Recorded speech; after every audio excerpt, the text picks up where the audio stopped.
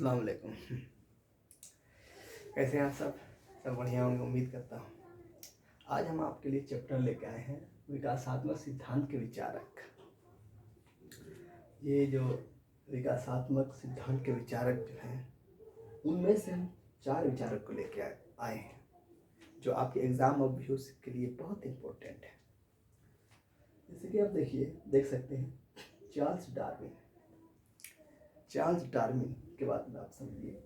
उनका जो है जन्म 1809 में और मृत्यु उनका 1882 ईस्वी में हुआ था। देखिए,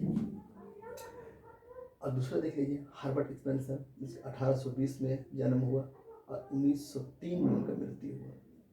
तीसरा है आपका सर हेनरी मैन, जिनका 1822 में जन्म हुआ और 1888 में उनका मृत्यु हुआ। चौथा आ जाता है आपका वाल्टर बेजहॉर्ट, 1826 में उनका जन्म हुआ और 1877 में उनका मृत्यु हुआ। पहले विचारक के बारे में हम लोग कुछ बात करते देते हैं आपको। पहला विचारक है चार्ल्स डार्विन। चार्ल्स डार्विन का बात समझिए, बहुत बेहतरीन बात कहते हैं ये। इनका बात को वजन है इनके बात में। ये कहते हैं कि जीव विज्ञान के आधार पर प्राणियों के विकास का अनुभवमूलक साक्ष्य प्रस्तुत किया। इन्होंने साक्ष्य प्रस्तुत किया, जैसे कि किसी चीज़ का अगर वो प्रमाण देता है तो वो विचारक अच्छा माना जाता है। जैसे कि आपका प्लेटो क्या था, ओटोपिया मतलब आदर्शवाद, मतलब ऊपरी बात करता था वो। उनका बात जो है आसमान में रहता था, धरातल में नहीं रहता था। कहने का मतलब विचार तो दिए हैं उन्होंने विचार जरूर दिया है, लेकिन उनका विचार सार्थक नहीं है, वो आपका साक्ष्य भी नहीं है, ये हम कह सकते हैं। बहुत सारे विचार उनके आज भी प्रासंगिक हैं, लेकिन वो उनका विचार तो ओटोपिया की बात होती है कि वो सिर्फ ऊपरी बात करते हैं, हवा में बात करते हैं। इनके बारे में देख लीजिए, इनका मतलब क्या हुआ, अर्थात इसका तात्पर्य है कि सामाजिक संस्थाएं भी कर्मिक आधार में विकास करती है। इन्होंने इस प्रकार उदारवाद की मान्यता की पुष्टि की है। इनका कहना है कि कार्मिक मतलब के स्थापिक, मतलब कि आप सिस्टमेटिक के हिसाब से समाज जो है ना विकास करता है, सिस्टमेटिक से करता है। इनका कहना है चार्ल्स डार्विन का, और वो भी अनुभवमूलक। मतलब ऐसा नहीं कि कहा हो गया ना, वो अनुभव करते हैं, अनुभव के आधार पे ये जो है समाज का विकास करते हैं। अब आ जाते हैं हर्बर्ट स्पेंसर के बारे में क्या कहें।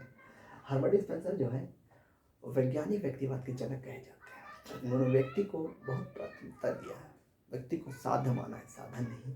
और व्यक्ति कभी गलत कर ही नहीं सकता है, ऐसा विचार इन महाशय का विचार थोड़ा उच्च कोटि का है। लेकिन ये कहीं ना कहीं गड़बड़ भी करते हैं। इनका बारे में आगे पढ़ेंगे तो आप समझिएगा बात को। इनकी पुस्तक क्या है, सोशल स्टैटिक्स। इनकी पुस्तक सामाजिक स्थिति विज्ञान बुक का नाम है इनका। दूसरा बुक है इनका प्रिंसिपल ऑफ सोशोलॉजी। इनका तीसरा बुक है the man versus the state, मतलब कि मैन और स्टेट, आदमी और राज्य पे ये 2 तरह के विचार देते हैं। आदमी और राज्य दोनों का वाद विवाद करते हैं, अच्छी बात भी करते हैं, और कुछ धरातल पे उतरता नहीं वो भी बात करते हैं। अब देखिए ये क्या कहते हैं, योग्यता की पर विशेष महत्व दिया है। क्या कहना है ना कि जो व्यक्ति योग्य है वही योग्य है, और जो अयोग्य है वो अयोग्य। कहने का तात्पर्य इनका कहना है कि योग्यता जो है, जो योग्य व्यक्ति है उसके लिए अयोग्य व्यक्ति को अपना बलिदान दे देना चाहिए। कहने का तात्पर्य यह है कि योग्य व्यक्ति को आगे बढ़ाना चाहिए, और अयोग्य व्यक्ति जो है वो पीछे ही है तो पीछे ही रहे, वो आगे ना बढ़े। ये सामाजिक विकास का धरातल मानते हैं, लेकिन सामाजिक विकास इस तरह से नहीं होता है, आज प्रासंगिक नहीं है।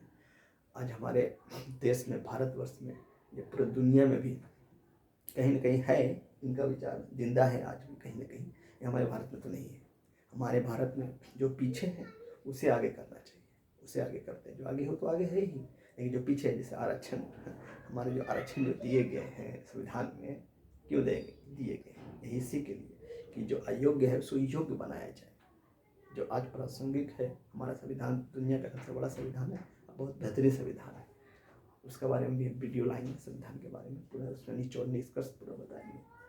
हाँ देखिए, ये तो होगी। अब आ जाते हैं हम लोग सन हेनरी मैन। ये कानूनी इतिहासकार है।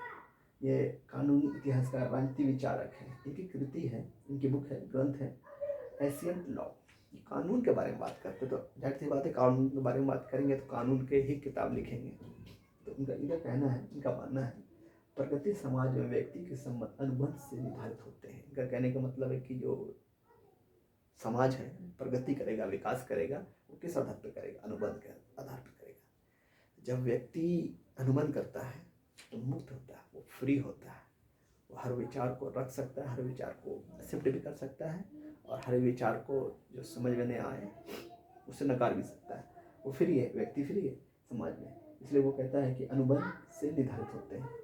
और वो कहता है ना कि आरंभिक समाज जो थे में व्यक्ति संबंध स्थिर स्थिति अर्थात मुखिया के आधार पर होता था। मुखिया के आधार पर मतलब वहाँ अपना व्यक्ति अपना विचार नहीं रख सकता था। जैसे कि मध्ययुगीन काल, मार्सिलो पड़ुआ, अगस्ताइन, एक्विनास, ये जो समकालीन विचारक थे, उस समय में क्या था कि व्यक्ति अपना विचार नहीं रख सकता था। व्यक्ति अगर पोप के विरुद्ध जाता था तो उसे देशद्रोही कहा जाता था, उसे उचित दंड दिया जाता था। जो दंड ऐसा कि दूसरा व्यक्ति हिम्मत न कर सके अपना विचार को देने के लिए, वो काल था। परंपरागत ही बोल सकते हैं इसको। आरंभिक समाज में व्यक्ति के संबंध स्थिर स्थिति अर्थात मुखिया के आधार पर था। मुखिया बोले पोप के आधार पर था। अब हमारे एक और विचारक हैं वाल्टर बेजहॉट। इनकी बारे में बात समझ लीजिए। द इंग्लिश कॉन्स्टिट्यूशन, ये कॉन्स्टिट्यूशन जो होता है, संविधान जो होता है, कॉन्स्टिट्यूशन होता है, तो उनको क्या करते हैं ना, प्रगति देते थे। कैसे? संशोधन करके। उनका कहना था कि संविधान स्थिर रहेगा तो स्थिर रहेगा, वो फिर संविधान होते हुए भी निरंकुश का कार्य करेगा। इसलिए समय के अनुकूल जो है उसे परिवर्तन होना चाहिए। इसलिए इन्होंने द इंग्लिश कॉन्स्टिट्यूशन का भी बुक लिखा है। इनका विचार भी थोड़ा देखा जाए तो प्रासंगिक है। हमारे भी संविधान में आर्टिकल 368 में जो है संशोधन का प्रावधान है, लेकिन कुछ प्रावधान जो है वो इससे हट के है, लेकिन है तो संशोधन करना ही तो उचित है भाई। परिवर्तन ही तो दुनिया का रिवाज है। समय के अनुकूल परिवर्तन होना चाहिए, लेकिन उचित परिवर्तन होना चाहिए, निराकार नहीं होना चाहिए। जो भी परिवर्तन हो वो स्थिति के अनुसार हो, स्थिति के अनुकूल, तो ही वो संविधान अच्छा होता है। इसीलिए हमारा संविधान जो है ना ज़्यादा कठोर है ना ज़्यादा लचीला है, वो बीच का मिडिल समान में बनाया गया है। ठीक है, तो आज का था विकासात्मक सिद्धांत के बारे में हम लोग पढ़ रहे थे। अगला चैप्टर हम लाएंगे तो आपको ऐसे तो बताएंगे, जैसा भी आपको समझ में आएगा कमेंट बॉक्स में बताइए, उसमें सुधार करना है तो क्या करना है। क्योंकि वो समझिए स्टार्ट ही है हमारा ये वीडियो, शुरुआत कर रहे हैं। आप लोग आगे बढ़िएगा तो आगे बढ़ेंगे, नहीं बढ़ाइएगा तो आपके हाथ में, बढ़ाइए ना बढ़ाइए, लेकिन एजुकेशन को आगे बढ़ाइए। हमको आगे मत बढ़ाइए, एजुकेशन को आगे बढ़ाइए। ठीक है, धन्यवाद।